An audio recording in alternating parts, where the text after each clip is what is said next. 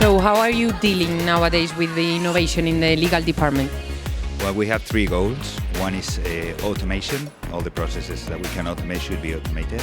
The second one is data-driven. So we have a platform in which we have all the information and all the data upon which we can take decisions.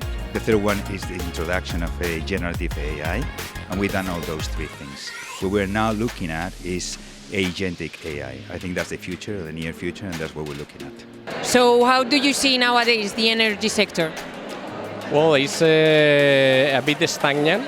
I mean, the renewables, the sector went down, the transactions went down in the last year or a couple of years due to different factors. We still see some transactions, but different ones, bigger ones, from different type of investors, okay? Mainly from the Middle East, China, different type of investors. And some of them are focusing in other technologies, such as renewable gases, battery storage, hybridization, and so on.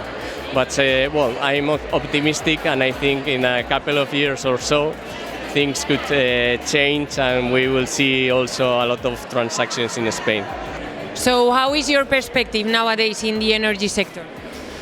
Well, I think we are in an interesting situation in relation to renewables and the market price.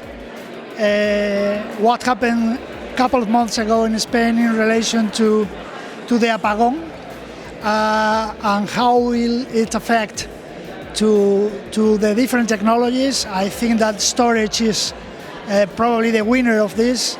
I believe also that hydrogen is a good moment to know if the projects will be developed or not. So I think that energy transition is an amazing topic, and it will bring us a lot of, I think, a lot of different things that we do not expect now. So it's difficult to know what will happen in the next months, but I'm sure that we will have a lot of things to do.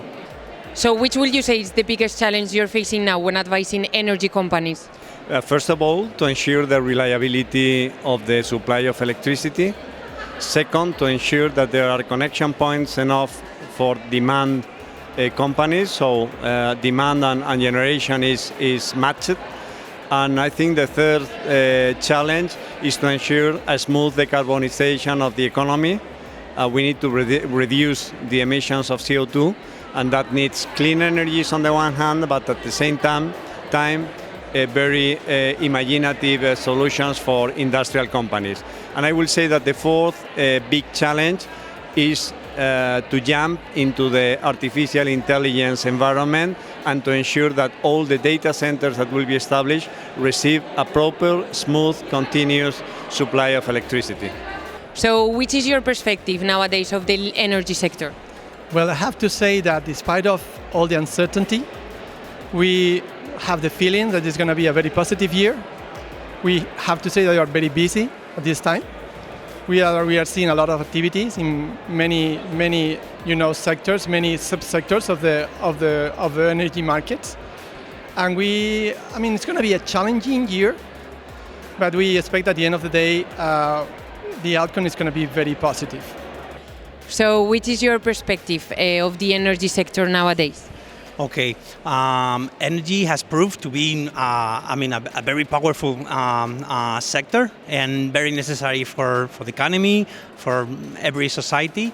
And legal is a key factor, a key team in the business. Okay, so we lawyers have to be leaders also, not only the companies. So we have to follow our companies. So I think it's a good sector to be.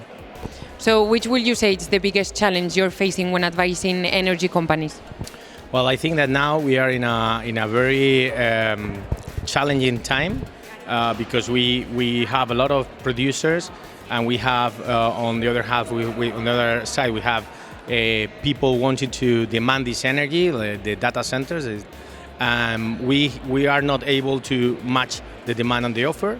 And that's due to the lack of a powerful grid.